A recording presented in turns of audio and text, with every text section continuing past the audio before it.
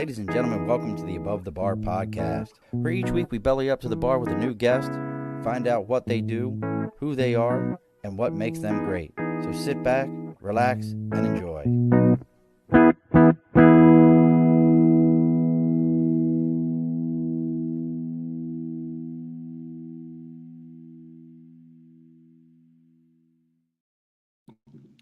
Alrighty, folks, welcome back to the Above the Bar podcast. It's your host, Sean. We've bellied up on this September 11th. You know what, folks, we can take a moment of silence and all those things. And as a Marine for 20 years, I know what it means to do that. But we are also celebrating my son's 15th birthday today. So it's a mixed emotion here at the Murphy household. But I'll say I'm with you no matter how you look at it. And we'll go from there.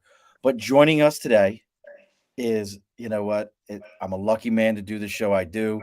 I get to meet some of the most interesting people that educate me on things. And then I get to still talk about some of my favorite food things with them, even though it's not a food show, but they can relate to the foods that I like. Joining us from the Netherlands, all the way from, and I have to ask about it because I always hear good things about the Netherlands. Like, it's like the happiest place on earth.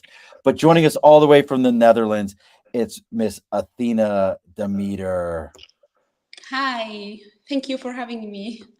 Absolutely, my dear. Let's ask this real quick before we get into all the other stuff. Is the Netherlands the happiest place on earth? In my eyes, yes, definitely. I mean, Yes. that's what they always say. Like, everybody there's happy, everything going on there is good. So I'll go with it. Well, we're going to be talking to Athena here in a minute, folks, about facing cultural adversity, how she got to where she is today, from where she was born to where she is, the book she's written, and how she, from where she started at dealing with cultural issues to moving to a whole new country. And how do those same cultural issues, you think you're going to get overcome it? And how does this change? We're going to talk about that here in a minute. But before we do that, as always, folks, over my right shoulder is the big board for Sticker and a Cause. If you've got something you're supporting, maybe you've written a book, you've got a podcast, whatever it is you've got going on, you can reach out to us on Facebook, LinkedIn, YouTube, Twitch, Instagram, TikTok. Our website is the Above the Bar Podcast.com. Our email above the bar podcast at gmail.com. Reach out, let us know what you got going on. I'll tell you where to send the sticker to. You send me the sticker and I'll read about it live on the air. It'll be completely free advertising. The goal, as always, folks, is to fill this big board up here so that as many people can get some advertising as possible. All right. And then we got to talk about our sponsors. So our sponsors are not in the Netherlands, Athena. I apologize. I can talk to somebody, but they're not in the Netherlands. But that's okay. If you ever come to the States, you can reach out to Budget Blinds of East Greenbush or Budget Blinds of Hudson and Coxsackie, New York. North America's #1 window treatment company. They do everything. They do shutters. It looks like you got like I'm looking behind you. There's look like some blinds you got there, some wood blinds possibly. Hard to Yeah. tell. Pretty good eyes there for them. So you can reach out to them. Folks, if you reach out to them this month, they're doing a sale. It's buy two, get one free, and you let them know you're there to belly up to the bar. They're going to give you another 15% off your entire order. That's Budget Blinds of East Greenbush and Budget Blinds of Hudson and Coxsackie, New York. North America's #1 window treatment company. All right. All that's done, Miss Athena. How are you? Sorry? I said, how are you today? Oh, I'm good, thank you. How's the weather in the Netherlands right now? Right now it's nighttime, so it's 2 a.m. here. But during the day was really windy, was rainy, but not that cold, so satisfying somehow. Well, we will make this absolutely as worthwhile as we possibly can that you're joining us at 2 a.m. Now, I want to make sure I understood this right. So you were born in Palestine, Yes. which again, folks, if I can tell you about an unknown food secret for a country, Palestinian food is off the chain good. Like It is. Diwali. I love Diwali. Yes. And It's one of my favorite meals. And listen, folks, you probably had like the Greek version of stuffed grape leaves. They're cold and they're a little bit greasy. When you've had Diwali, which are grape leaves and they're stuffed and they're in a thin tomato sauce, there's nothing in the world like that. Oof. Yeah, I started to feel hungry actually. I didn't mean to do And that that's to a you. problem because it's so yam. So And I guess it's a lot of fish in Netherlands. You're gonna eat a lot of fish there. yes, but I'm not a fan because they used to eat a kind of fish that you eat it raw. So Oh, you're no, not I'm not hearing a that. fan. So let's get into it. So, and if I'm looking to my left, I forgot to tell you in the pre-show, I'm looking at my notes over here. So you were born in Palestine. When did you leave there? Oh, okay. Actually, I was born in Saudi Arabia, but Oh, okay. yeah, but originally I'm from Palestine. I lived in Saudi Arabia for just 3 years. I don't really remember anything about it, but just, yeah, that's a fact. And I grew up in Palestine. Yeah, the moment I left my country, I was 26 years old. Okay, you were a grown woman. I mean, it wasn't like it was, hey, you were 3, 4 years old and you went off. You were a grown woman at that point. Yes, I yeah. mean, I can kind of guess why, but I mean, what caused you to say, "Hey, I'm leaving what you know is home," and of all places, to head to was the Netherlands the first stop? Europe was, Europe in general. yeah. So how did that work? Okay, it's so interesting a question because I really don't have a direct answer for it because there was no tangible reason that made me decide that I want to leave. Like for example, you might ask somebody and he or she could say, I wanted a better job, I wanted to pursue my career, but for me there was something really so much bigger than me. It was like a calling. I can say that. Uh, I know I get excited when I talk about it because it literally was bigger than me. And the decision was quite difficult. I grew up in, in an environment where women actually don't have the right to decide to where to live or even to Anything. travel. They So don't really have the right to decide anything. actually, that's true, unfortunately. So it was a quite a big, very big decision.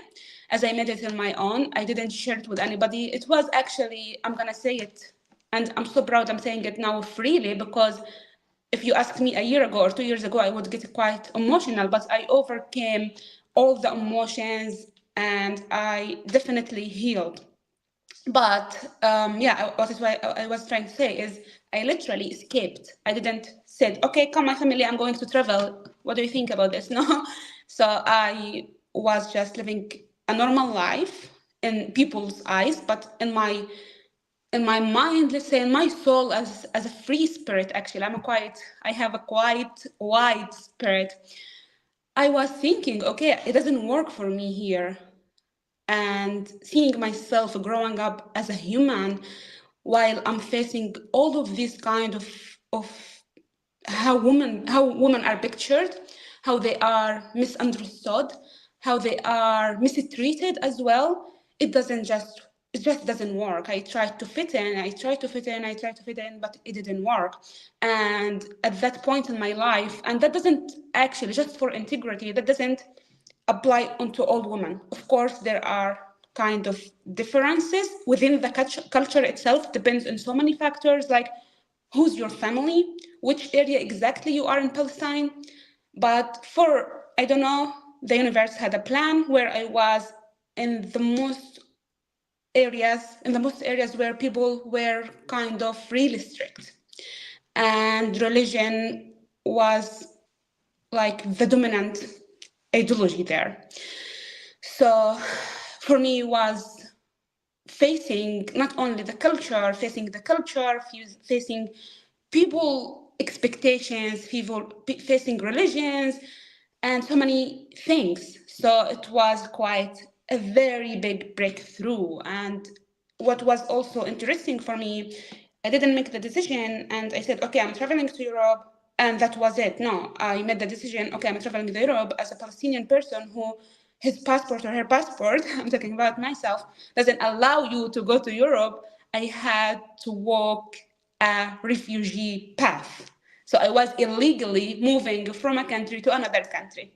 It's interesting, and I think for a lot of Americans, we don't understand that that idea of like I get a passport. I kind of feel like I'll go where the hell I want to go. I'm an American. Who's going to stop me? We don't have that mindset of, hey, my passport only allows me here or there or to do this or to do that. As an American, we just go, bitch, I Yeah. got a passport. I'll go where I want to go. And I don't know. I'm sorry. I don't know a better way to put it, but that's our mindset. So for you, and your book is called Escape. That's your Escape. autobiography, and that's out now, right? We can get copies of that. Yes, yes, and yeah, it is.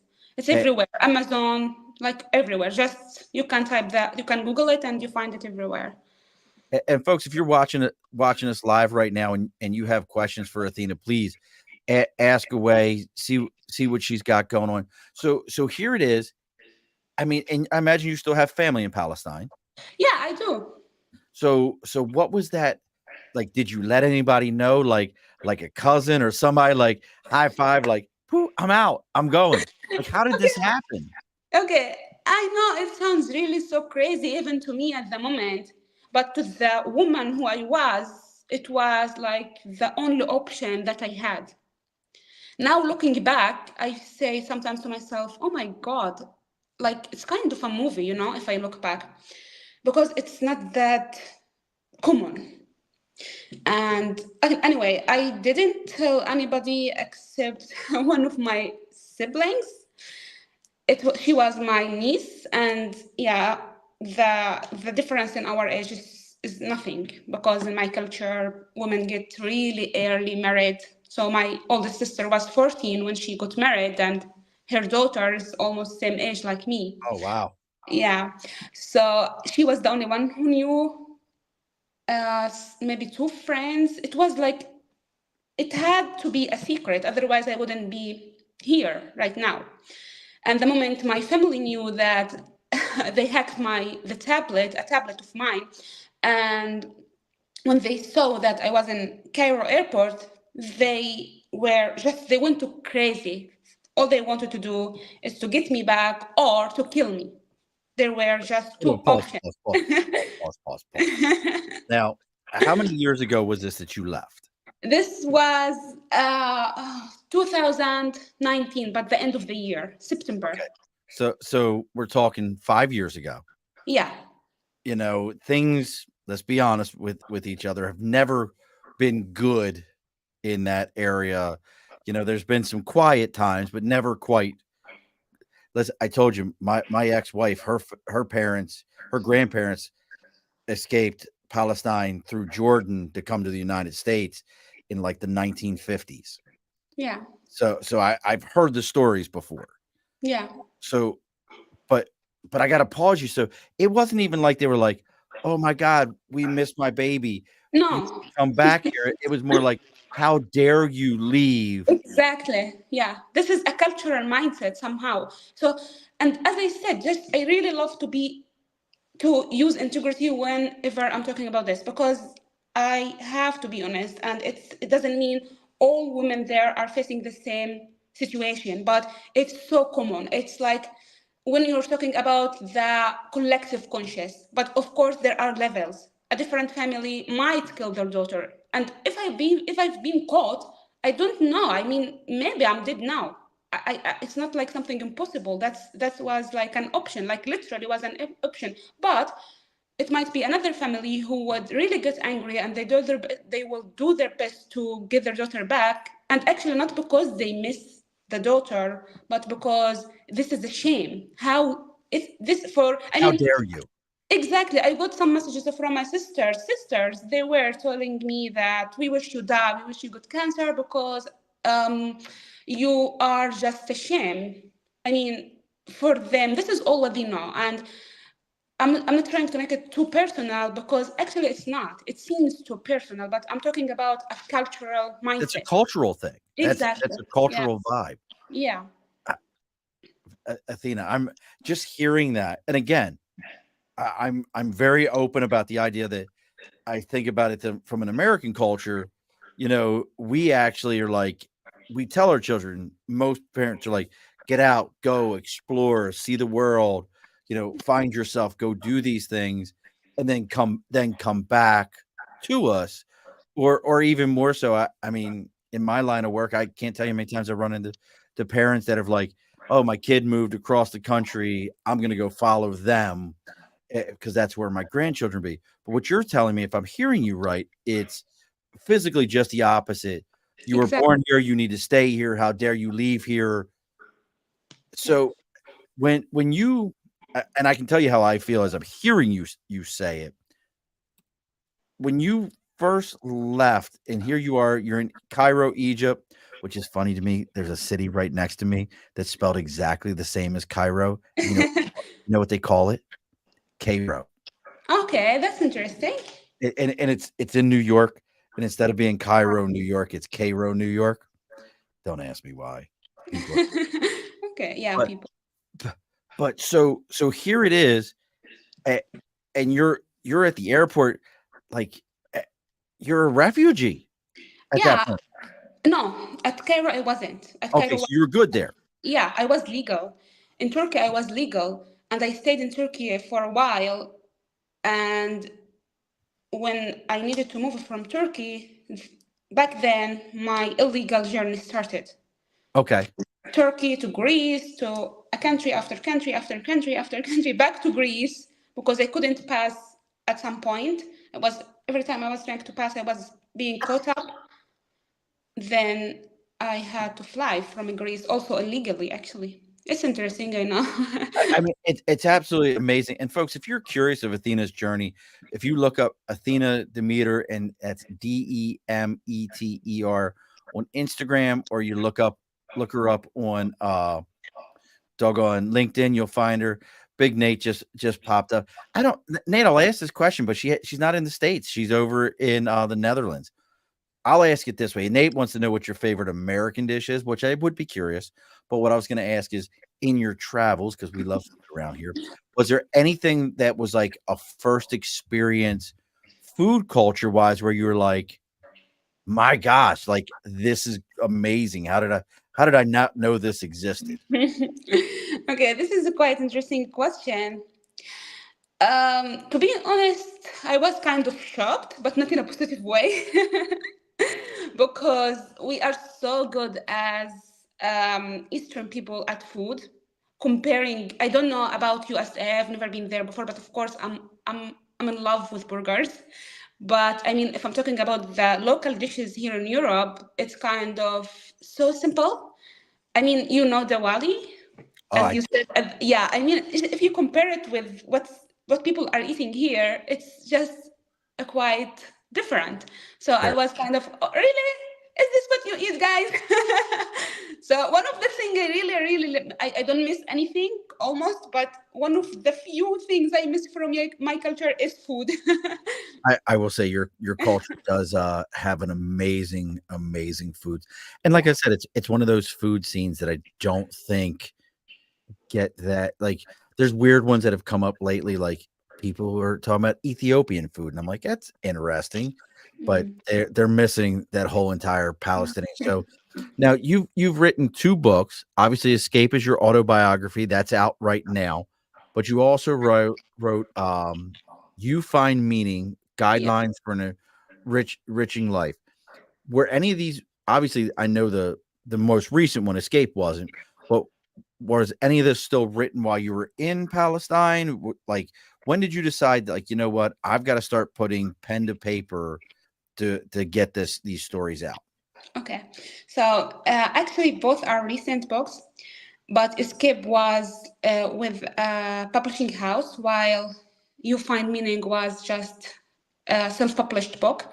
And You Find Meaning is the recent book. It's just it was published like 2 months ago, while Escape was published about 6 months ago. Okay. And yeah, about writing journey. Actually, since I was a child, I had a very intimate relationship with writing, and I am kind of a very expressive person, very sensitive, and I grew up within a society within, yeah, it's not easy to say that, but within a functional family. And for a sensitive child, an expressive person, you need to have a space to see, to say, to talk about how you view the world. Because I know it's a little bit weird, but I had my own way to see the world. And that's what made me a little bit maybe different. I couldn't fit in. I couldn't accept the rule that the society tried to give to me as a woman. So I always searched for, I guess subconsciously, even as a child, I searched for a way to express myself, to talk about how I see the world and how the world is so much more deeper than what we see and what we think and how we perceive it. So I started writing. And I started writing in a very early age. I guess I was 8 years old or something like this. And my first published book actually is none of these. It's it's a book. It's called. It was in Arabic language, but if I try to translate the title, it would be I will remove your features from my face. And was I was talking to my mother, because I didn't mean physically I will remove her features from my face, but I meant I wouldn't live your destiny. I wouldn't end up as a woman who has 10 children, who got married at 16 years old, who really didn't live her life. And yeah, I don't need to talk about her in a mean way, but I'm just, No, I don't think it's in a mean way. yeah, I just want to be open, because I do believe when we share this kind of things, we are opening up ourselves also people to see things that they don't see, and mostly that will incite them and somehow. Anyway, so continuing what I was saying, also a woman who's full of loss actually, and despair and anger, and when you live your life and you are 45 or 50 or 60, and you really didn't live your life from a place where you are free to choose who to be, there always will be a sense of loss, even if you are not aware of it. And this is what I meant when I said I will remove your features from my face, because I don't want to live your destiny, which is, it's kind of a chain actually in that culture, which is my culture. It's like a chain, like you get it from your mom gets it from her mom, from a grandma, from a grandma, from a grandma, from grandma. And sometimes when I'm looking at myself, I think sometimes maybe I'm wrong, but I think maybe I had to break the chain. It's that simple. No, it makes perfect sense. And I kind of, so you kind of just, I don't know why it just popped into my head and I didn't pick up on it before. You said your sister was 14 when she got married. Your mom was 16 when she got married. How do you think you made it to age 26? I didn't. I got married at 21, Okay. and in their eyes, I don't know how to say it in English, the English word, but I was too late that I was You what they would 21. call a hag. You Yeah, would be called an exactly. old hag. Yeah, Like I that would was. be the American word, but like you were an old hag that like, hey, nobody wanted to marry you, waited so long. Yeah, so at some point, that was my nickname in my culture. You're a hag. And I heard it when I was 18. And I'll just be honest with you. At, over here at 21, people are like, God, you're awful young to be getting married. I mean, but I guess I know my grandmother was teen married, but that was Sorry to almost interrupt you, but my grandmother was 13. that's unreal. That's That's unfortunately that's real. I mean, like that used to be a thing here 2, 3 generations ago in the States because and it was almost like, hey, you married them off so that you didn't have to take care of them. Somebody else could deal with them. Is it that same kind of a mindset? Like, I mean, because even to go to 21, I mean, you brought up on like you're so interesting, Athena. Like you're absolutely like so. I have a million questions. So let me ask this: then. So you're 21. At 26, you bounced out and you went. You said, "Hey, I'm done." Are you still married at that time? Yes, And this is all in the book Escape. everything, Okay. all like everything, and everything is real, but the way I was saying it is totally different. Now I'm so cool with it, so chilled with it, like 100% healed. But the way in the book, I was really still angry. I was still wounded. I was still in too, not so much, too much pain. So, but yeah, definitely everything is in the book. So you not only you had to keep this from a husband. Well, I left him, but I left him like 2 years before I traveled. Okay, And I was still married because for him, I can't get divorced because I want it. He has to divorce me. That's how gotcha. it goes. Yeah, he has to, it has to go this way. And in my culture, if you are dying for a divorce, you don't get it as long as he doesn't want to divorce you. So I was between married and divorced, and it was so challenging for me because even being in that situation is a shame. Being 21 years old and not married, in so many people's eyes, kind of shame. So like every area, every aspect of from in a woman life is kind of so challenging, and you don't really live for yourself. You live to meet people's expectations, to live the way that they, it's kind of so suppressing because there is no space even to evolve as a human being. You are born as a woman, they chose everything for you. At the moment, even like 20 years ago, like women are getting so big a chance to get educated, to go to the university. In my case, I didn't go to the university. My mom was really refused it. Like definitely, she said no. But my two youngest sisters, they went to university. But I'm trying to say here, even if there is a freedom, the freedom is conditioned. It's, there are so many conditions you have to follow to get this freedom. So it's a quite really complicated. I hear it. And folks, if you want to know more about Athena's story, again, she has the book Escape. That's her autobiography, and then more recently, you find meaning guidelines for an enriching life. And Nate, I think Nate nails it with you expressed yourself through these books. That's how you got what was in your heart out on paper. Does that sound about right? Definitely 100%. And that's why if you read the book, you will see a lot of anger, really like a lot of pain. And I was just kind of actually 100% writing what was here and what was here in my head and my heart. Just that's what I was doing. It's Athena. It's absolutely amazing. So how do we go from so you're bouncing through Greece back and forth, trying to get out of Greece? Which listen, I mean, there I Greece a few years ago was not the place to be. They had their own culture. Look, there's Chris. Chris is a psychic. He can tell you everything that's going to happen. I love you, brother, man. Be safe. So how do we?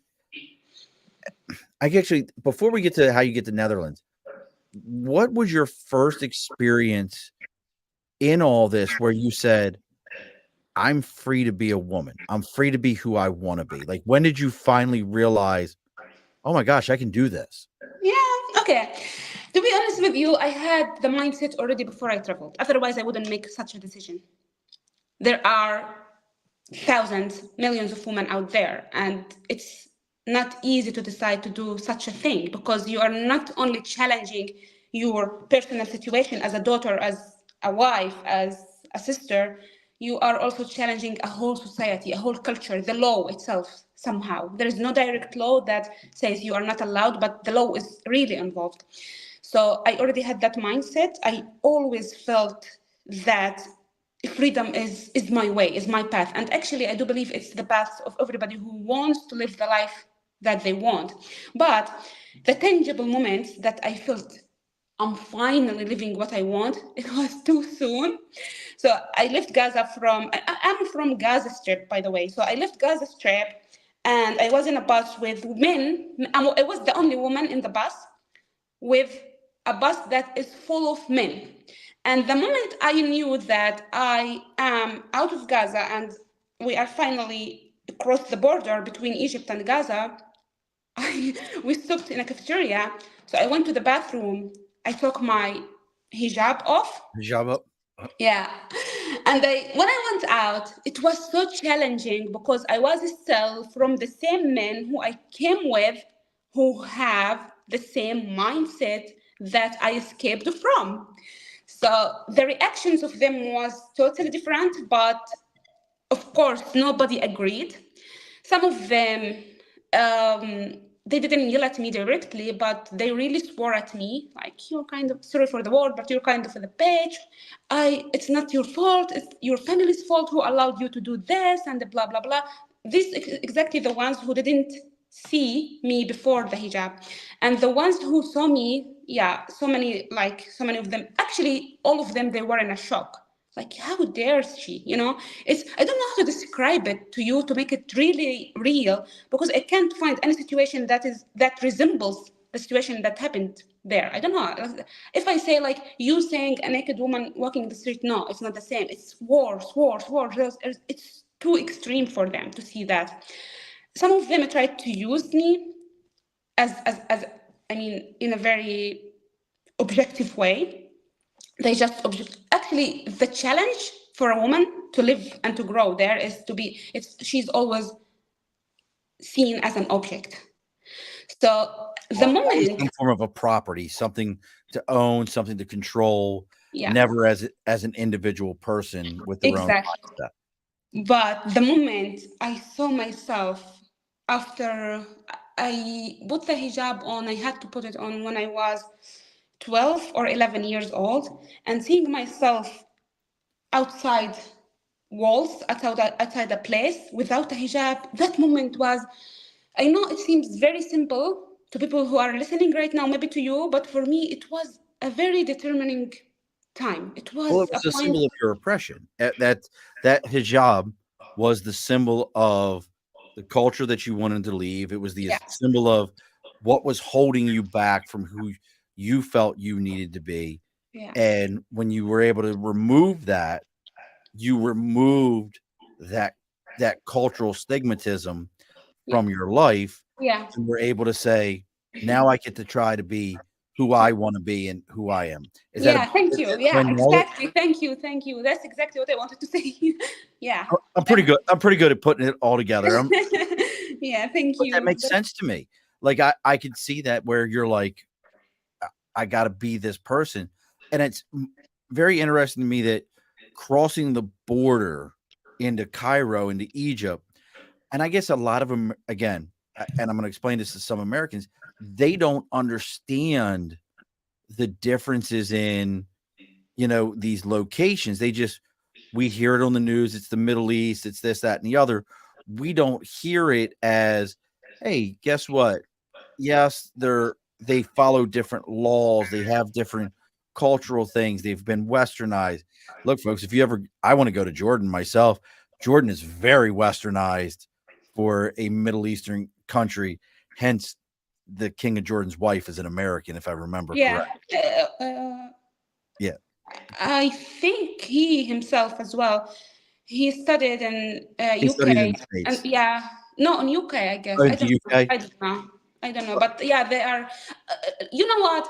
Actually, also in my country. So when I'm talking now, I'm not really reflecting all of the cities in my country. If you're looking at Bethlehem, for example, or Ramallah or other cities, you can see quite similar things with Europe. It's not always like Gaza Strip, but the Gaza Strip, I don't want to talk about political at all. But No, we're if not I getting say, into that. yeah, yeah, the word itself, it might give you a sign what I mean. So I was in the most suppressed area. I grew up, unfortunately, there. So, but that doesn't mean all cities, everybody, all women there, they're not allowed. You might tomorrow just pop into a woman from Palestine who traveled to USA and her family was okay. But I bet you she's not from Gaza Strip. She might be from another city. So I'm talking about, I guess maybe not in the USA, but in the most of the countries, there were some areas where people, let's say about, let's talk about the educational level and how educated they are, how the culture is less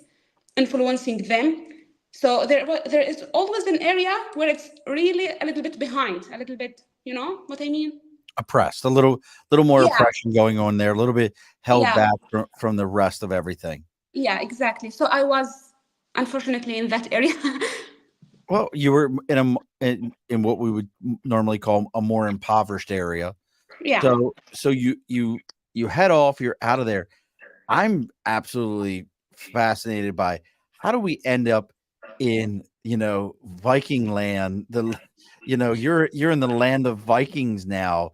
This is a very culturally completely different to Yeah, most of our mindsets from a Middle Eastern Palestinian culture to a very Anglo-Christian yeah. culture up in the Netherlands. How do we end up there? That's like I'm mind boggled by that.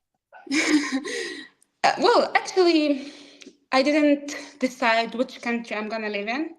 At some point, I wanted to just live in Greece, but I was talking to a friend, and I don't want to dive into so much details because I don't feel like I'm ready to talk about them. But everything is in the book if you are curious or anybody else. But I mean, I really didn't choose to be in the Netherlands. I'm so glad I'm here. I wanted to be in a free place. And at some point, I just wanted to stay in Greece. I said, "This is a nice place. It's okay."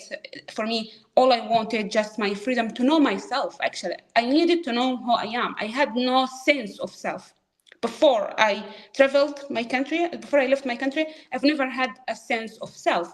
So, but I was in contact with friends, so they were like pushing me, come to the Netherlands because, as you know now, Europe there are a lot of Syrian people, and I was in contact with some friends from Syria. They were living here, and they tried to just push me in a positive way. They meant to be here, but for me, I didn't plan to choose a specific country. All I wanted to was just to be in a safe place, a free place, to literally know who I am. That's all I wanted, but I feel I'm so lucky I'm here. So you had other people in your life that helped to get you to that location, and this is my brother Justin on his mother's side. He says his grandmother was actually from the Netherlands. Uh, George of Outlaw Podcast. Look, folks, if you want to look, my podcast is pretty good, but if you want one that's like actually interesting, you got to go see George and the guys over at Outlaw Podcast. His question is what is the biggest cultural difference you enjoy in the Netherlands? So we talked about the food as kind of something you missed, but is there something that now that you're there, you're like, oh, I love Everything, this stuff. everything. What do I you love, mean? I love so many things about the Netherlands. The Netherlands is a place where you naturally feel safe. You look there and you see so many different people from different backgrounds, from different cultures, and there's just a flow between them. They all get along with each other. You don't push it, you don't fake it. It's just happening. That's the thing. Another thing, landscape is amazing. Water is everywhere. Um, the Dutch culture is quite interesting. People are too direct in a shocking way. I had What do some you mean? situations. I had some situations where I thought, "What? Are you serious? Are you kidding me?" But after a while, you just understand them. So you might buy a new outfit. You ask your colleague, "Is it how do I look?" "Oh, it's really ugly." It's just as this. It's just as simple as this for them. There's no holds barred. They just let you know, like, it's ugly. I don't like it. Yeah. There's no like. See, here in the states, if especially if you're in the South, somebody be like, "Oh, sweetheart, bless your heart with that," and that's a way of being like, "I'm being really nice, but I don't like it." But they would never come out and be like, Same in my "Eh, culture. You don't see it directly. No, you don't. that's very interesting," Yeah. and I get that. And look, folks, again, if you're interested in what about Athena and you want to know more about her, she's on LinkedIn, Athena Demeter, Demeter. She's on face or on excuse me Instagram under the same thing. I was just watching one of her videos today. She was talking about culture. Listen, folks, I cannot tell you how absolutely interesting. And look, I'm going to kind of peel the onion back for a minute. You can look at this from a woman from a culture that oppresses women and her achievement, but I'm going to take it another step further and say this is a person showing you that you can get beyond what you're told you have to be, what your culture has told you you have to be, but you have to be, and she already said it, you have to be brave enough to break rules. And if you look at the rules she break, it wasn't like she broke into a bank or something, folks. My culture's rules don't fit me as a person. So I'm going to kind of move it along here. You get to the like, was the Netherlands the first stop after the Greece back and forth? Like you said, some friends asked you to get there. Like, was that like all right, I'm good, I'm here? How did that, like, was there any like Spain, Germany, any of those? No, the first country in Western Europe was literally the Netherlands. But interestingly, through my illegal journey, I had to stop in so many other countries, in Serbia, in Croatia, in Macedonia, and Oh, wow. I even forgot the names. They are all in the book because I was walking from a country to another country, finding ways between the borders that are really unseen, where I You say know. walking? You say walking? Yeah, Wow. yeah. So, yeah, it's kind of also like movies. So, what you do, I'm not trying to tell people how to do them. If there's anyone Tell who's them how to trying, do it. Look, none of us are going to do it, so it's okay. maybe there is somebody who's trying to just arrive to Europe anyway. But briefly, what happens actually, you need to find a smuggler who you pay money, and then he finds you the routes, and he finds you a guide, and that guide walk with you because you don't know the way. But at some point, when he might drive you or he hire a driver, illegal, everything is legal. So they hire drivers, and the driver gets you for 3 hours. Then you have to walk for 3 hours or 7 hours or a day, or it depends. So it's a lot. It's a lot of things, and for me, it was too weird because I'm not familiar with this, and it's so interesting because I was born in Saudi Arabia. My family went back to Gaza Strip when I was 3 years old, and when I was 26, that was the first time I get out of Gaza. And no, and guess what? I didn't like travel to Egypt. No, I left Gaza to an illegal journey. So it was kind of, for me, also shocking. I didn't expect this. I didn't know this is how it goes. All I knew at that point, I was writing and publishing things on Facebook. So there was a friend who lived here in the Netherlands, actually a follower, somebody who reads what I write. And she said, "You know what? I don't know what you're doing in Gaza Strip. It's not a place for you." I told her, "Oh my God, I know. I don't know what to do, but it's like a kind of a dream for me to travel." She said, "Then do it." So I started. This is how it happened actually. So I was a member in Writers Union, Palestinian Writers Union, and there was an organization that helped people who are having different ideologies and philosophies that threatens them in their society. It helps them to travel to a safer place, mostly to Europe. So I applied to that. Did I apply? But I got the form to apply. It was in English, and my English was like, if I was able to say, I had a breakfast today in the right way, that would be amazing because my English was really, really, I didn't know anything. It was so bad. It was just, I didn't know how It's pretty to. good right now. You're doing pretty good at it right now. Thankfully, after writing a book with so many mistakes, so I'm warning you, when you read it, you will notice there are mistakes. But for me, it makes it a little bit authentic. Anyway, so I didn't know how to fill the form because my English was really bad. I didn't know English. So I sent it to somebody, and that somebody said, okay, but it will take you 2 years to get the help from this organization. Oh, wow. There are some other options. Why don't you just do what people do? What people? I had no clue what he was talking about. Okay, Syrian people, they just come illegally to Europe. And at some point, Europe really opened the border to refugees. It was kind of, they wanted that. But that was like years before what my journey. But at some point before that, there were a lot of Syrian people there. We are all Arabian, so we speak the same language. It made it familiar somehow. I guess so. I don't know, or maybe I just wanted any reason to do it, or any. You know what? At some point, I said, "What I'm gonna lose? Am I gonna die? That's okay. I promise you." Even death was okay. I mean, I go for it. That's It incredible. was it was two options: death or life. If I die, I die. If I live, wow, that was it. Simply in one sentence, death or life. That and folks, we're close to closing the bar here. I Yeah. mean, Athena, the statement you just made is so incredible. And I think for a lot of Americans, we don't understand, and I don't know how the news gets to you over there. We have a border issue here where we're getting a lot of people coming across, and I don't know if they're necessarily looking for the same thing that you were. You were much more of a cultural oppression type of a thing, but they're looking for opportunities, and they say, "Hey, everything says this is the land of opportunity. This is where I need to go." And I think most Americans don't understand that I could die or I could follow my path and live here. And that's what you did. And it's such an incredible way that you've put this. Um, during this journey, was there any times where you actually thought like, yeah, maybe I am going to die today. This Yeah. this is this is going to be the day.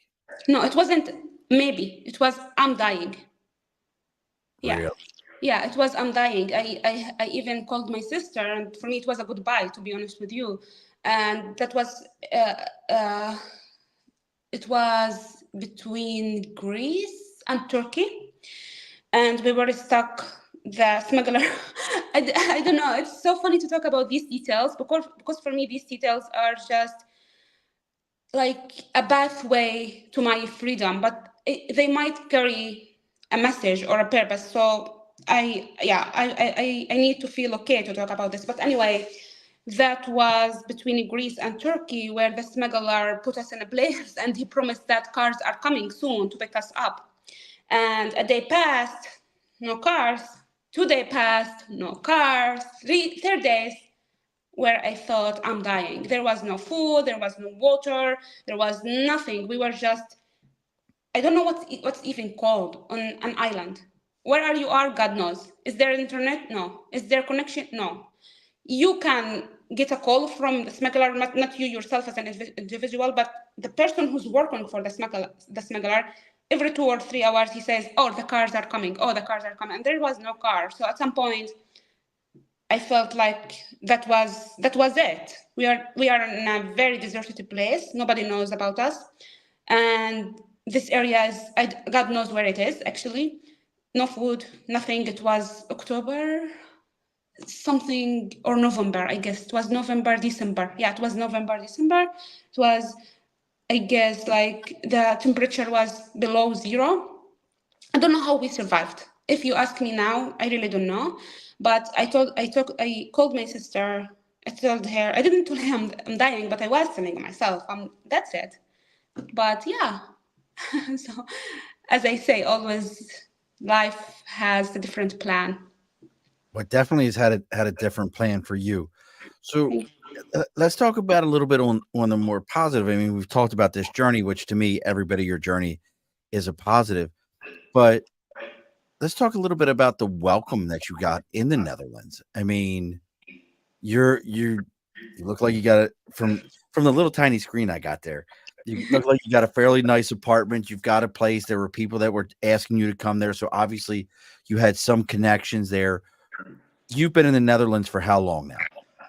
Now for 4 years, because my journey took about 2 years. Okay. Yeah, So you've been there for 4 years. What was that welcome like when you got there, and what are you doing now? Like, obviously, you're still writing and you're yeah. creating, but what else have you been able to do for yourself since you've got there? The smile on your face, as I said, folks, if you're not watching the live right now, as I said that, Athena has, and it's 2 something in the morning, and she has the biggest, brightest smile on her face Thank that you you. could ever imagine. What was that welcome like, and what has it been like now since you are settling in? Okay. I smiled because I know for me it's a bit different than other people. I don't mean to make myself too special. I'm not, but I mean for me I see things differently because I had a very special, let's say, childhood in actually in a very negative way. It was so abusing in so many levels, sexually, physically, so many levels. So the way I look at things is so much different. And I will tell you how is this related to your answer, to your question. When you ask me what you got, for me, what I get always, it's not really related to the career or the job or the house. When you ask me about the apartment, of course, it's amazing to have a place that is yours and you feel you are really having a warm place. Back then in my country, I was lucky enough because my family was a rich family, but it wasn't my own. It was just like, as I said before, I was an object, but I've never had a problem with material stuff. My ex-husband was one of the most richest people in there. He always traded with cars and this kind of stuff. So lifestyle was never been an issue for me. But when you ask me what you got, oh my God, I got my dream. I'm free. I'm totally free. I have the space, the time, the ability to explore life, to find meaning, to to know who I am, and that's what I found.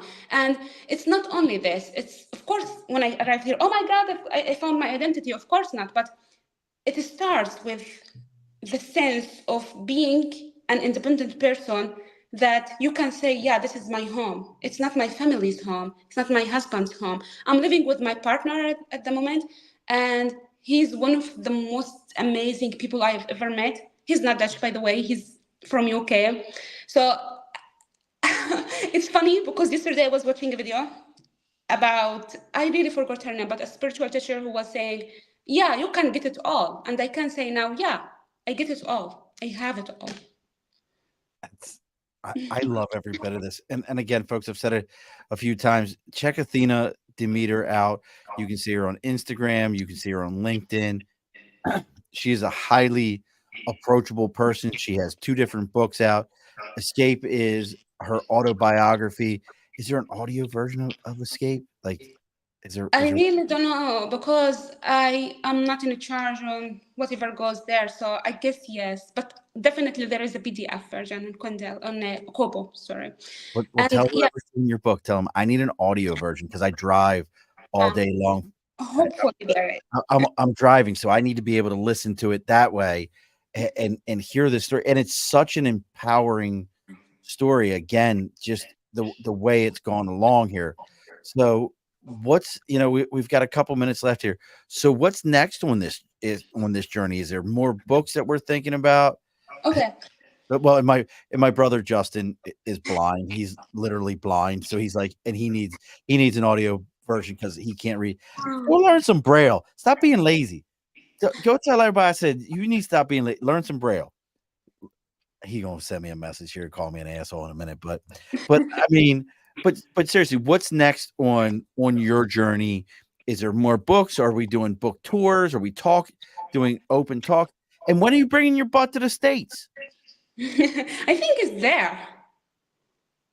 It is there. Okay. And about what I'm doing, sorry, you asked me the question, but I delved into another level of talking when you asked me what are you doing. So at the moment, a coach, a self-empowerment coach, because to be honest with you, everything that I lived in the past led me to the point where I believe 100% that you as a human being, you have the ability to create your own life, to live the life of your dreams.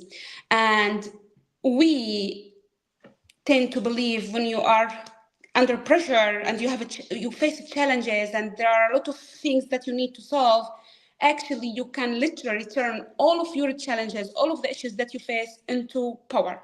So the vision that I have, and now I'm under training as a coach, but I do also coaching sessions.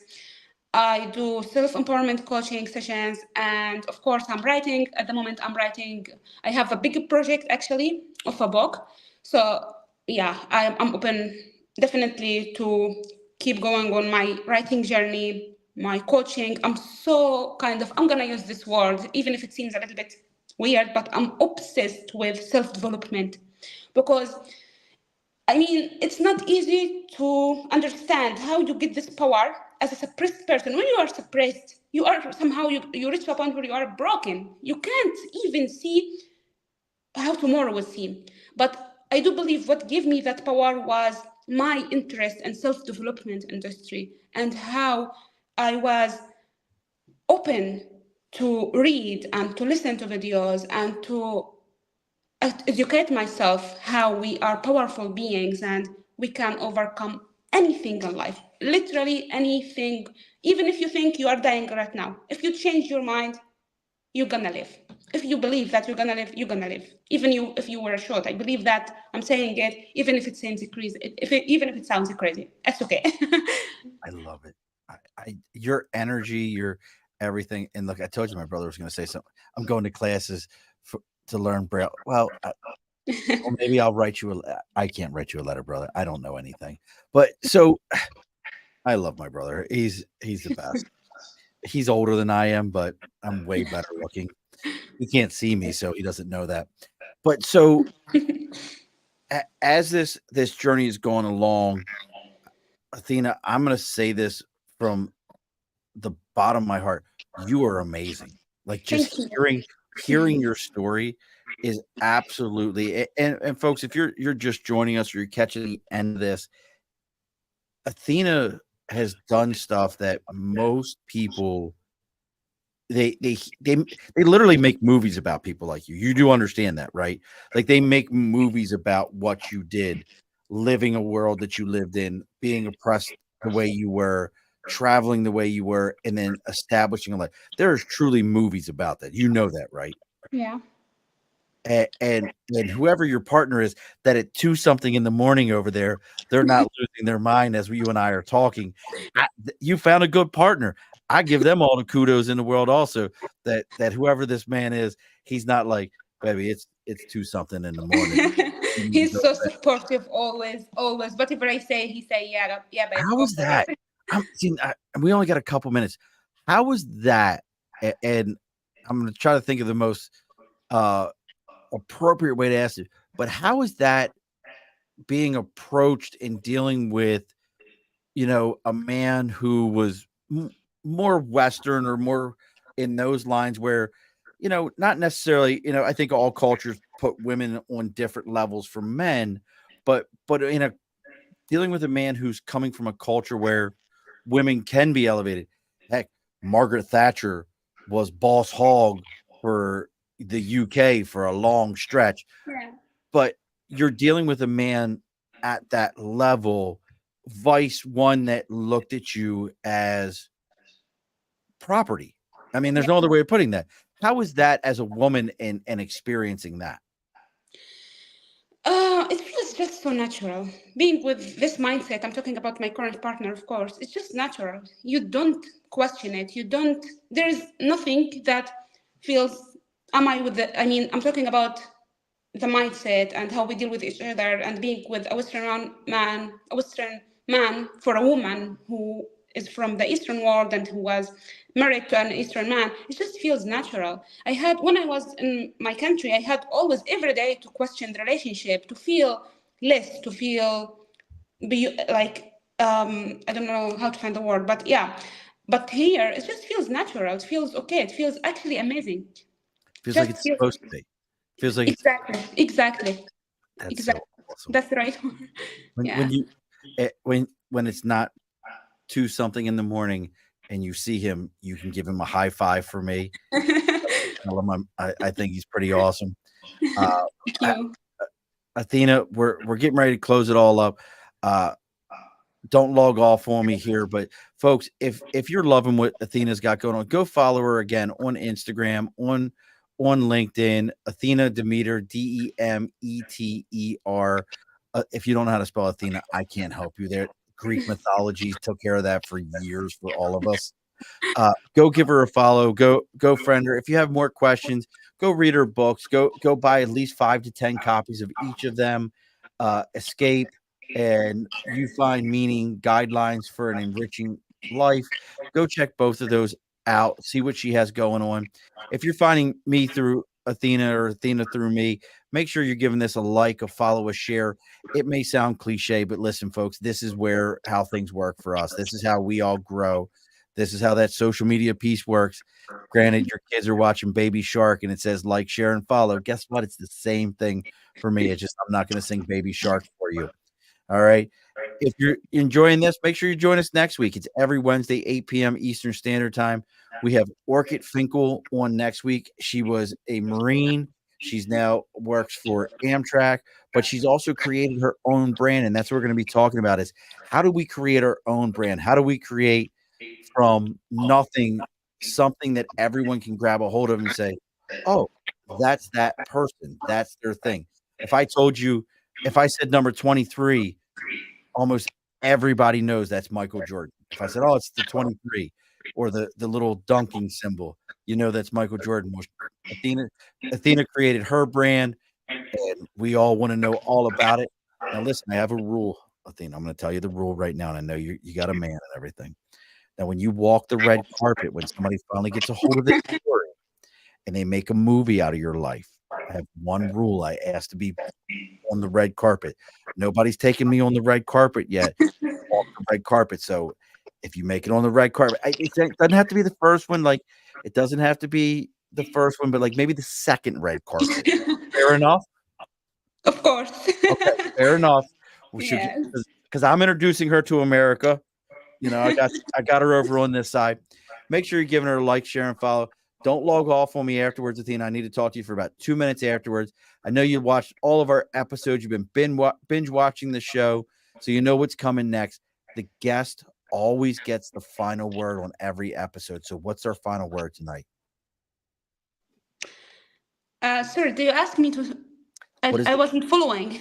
Okay, you get the final word tonight. So what is the final word of tonight? I really appreciate being here. It's quite nice. It feels so natural. I felt like I'm really talking to a brother. And thank you so much.